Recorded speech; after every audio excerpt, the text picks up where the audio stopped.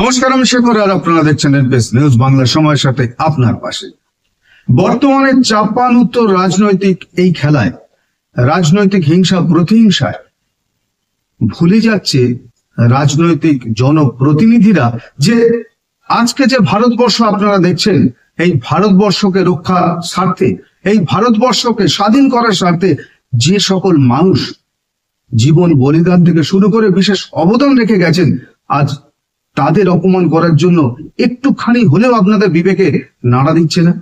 যিনি 1950 সালে 26শে জানুয়ারি সংবিধান রচনা করেছিলেন, যিনি এই সংবিধান খসড়া কমিটির চেয়ারম্যান ছিলেন, তাকে অপমান করার এত বড় স্পর্ধা আসে কি করে? আপনার গোটা বাঙালি, গোটা ভারতবর্ষ আপনাকে মেনে নেবে না।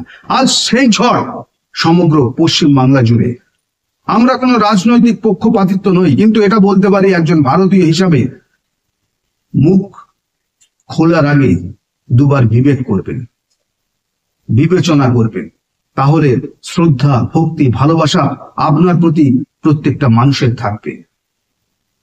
দেখুন, এমনই একটি প্রতিবেদন দেখাবো যে হাওড়া, হুগলি, মেদিনীপুর, উলুবেড়িয়া কিভাবে উত্তাল পরিস্থিতি, কিভাবে প্রতিবাদ জানাচ্ছে শাসক দলের কর্মী সমর্থক। রাজনৈতিক প্রতিহিংসা এমনই জায়গায় দিন দিন পৌঁছাচ্ছে, ভুলেই যাচ্ছে যারা এই দেশকে পরিচিতির জন্য উজাড় করে দিয়েছেন, যারা এই দেশের সুনাম রক্ষার্থে আজও অমর, যারা দেশের গঠনতন্ত্র সহ গণতান্ত্রিক সার্বভৌমত্ব রক্ষার্থে আজও আপামর ভারতীয় শক্তি হিসাবেই গণ্য। তাদের মধ্যে অন্যতম বাবা সাহেব অর্থাৎ বি.আর. আম্বেদকর, যিনি ছিলেন ভারতের সংবিধান খসড়া কমিটির চেয়ারম্যান। এই সংবিধান রচনার সময় লেগেছিল 2 বছর 11 মাস 17 দিন। 1949 সালের 26শে নভেম্বর গণপরিষদ গ্রহণ করার পরেই 1950 সালের 26শে জানুয়ারি কার্যকর হয় এবং এই দিনটিকেই প্রজাতন্ত্র দিবস হিসেবেই পালন করছে আজও। যিনি সংবিধান খসড়া কমিটির চেয়ারম্যান, যিনি দেশের জনগণের মৌলিক অধিকার রক্ষার্থে দেশের সেরা অবদানে মুখ্য ভূমিকা পালন করলেন, যাকে সংবিধান রচয়িতা হিসেবে দেশের মানুষ আজও জানে, তাঁরই অপমান, রাজনৈতিক হিংসা প্রতিহিংসায় জড়াতে হচ্ছে তাঁর নাম। সম্প্রতি পার্লামেন্টে এমনই বিক্ষিপ্ত চিত্র দেখেছেন দেশের সমগ্র নাগরিক, যাকে কেন্দ্র করে বিরূপ মন্তব্যের প্রতিবাদে আজ বাংলা, এক দেশ এক প্রাণ, আমরাই মহান, ক্ষীণ হচ্ছে দিনে দিনে ভারতীয় এই সংস্কৃতি। আনন্দ জয়সওয়ালের রিপোর্ট, এনপিএস নিউজ বাংলা।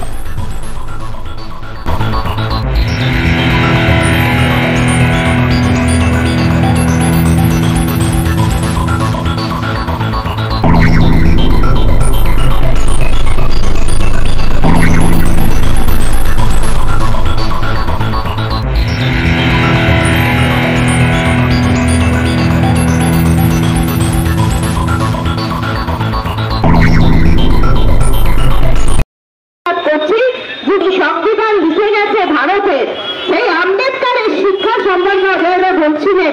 আসলে মূর্খের দল, কিছুই বোঝে না যারা, তারা কিন্তু এটাই করে। সমুদ্র জানে না সমুদ্র কত জল আছে। আম্বেদকরের যে কতটা শিক্ষা ছিল সেটা আম্বেদকর নিজেই জানতেন না, নিজে এত শিক্ষা তার মধ্যে আছে। সে ভারতবর্ষের সংবিধান করে গেছে, জাত পাত তুলে দিয়ে গেছে। আজকে কলসি বা পুজোর জল কি করে বুঝবে সমুদ্রের জল কতটা? তাই শিক্ষার আলো যাদের নেই, যারা এখনো, যেখানে বিভিন্ন দেশ আজকে চাঁদে যাচ্ছে, ক্যান্সারের ওষুধ আবিষ্কার করছে, সেখানে এরা মসজিদ দিয়ে মন্দির বানাচ্ছে, সেখানে এরা গোমূত্রকে করোনার ওষুধ তৈরি করছে। এদের কাছ থেকে এর থেকে বেশি আশা করা কিছু যায় না, এটুকুই বলতে পারি। কখনো বলছে না ভারতবর্ষ কিছুতে এগিয়ে যাচ্ছে 1 নম্বরে, ভারতবর্ষ কিন্তু আস্তে আস্তে পিছোচ্ছে। আমরা মেয়েরা আতঙ্কিত।